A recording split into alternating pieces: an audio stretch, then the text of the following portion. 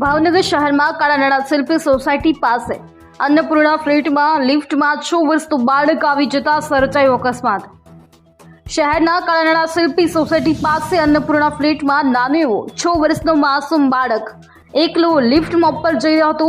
એ દરમિયાન અકસ્માતે લિફ્ટના દરવાજામાં બાળકનું માથું અને પગ આવી જતા તે બેભાન થઈ ગયો હતો। ઘટનાની જાણ થતાં પરિવારજનો તેમજ પાડોશીએ લિફ્ટમાંથી બહાર કાઢી સારવાર અર્થે હોસ્પિટલ ખસેડવામાં આવેલ અને ત્યાં સારવાર દરમિયાન ડોક્ટરે તે બાળકને મૃત જાહેર કરેલ। અશ્વિન ગોહેલ, જી ન્યૂઝ, ભાવનગર।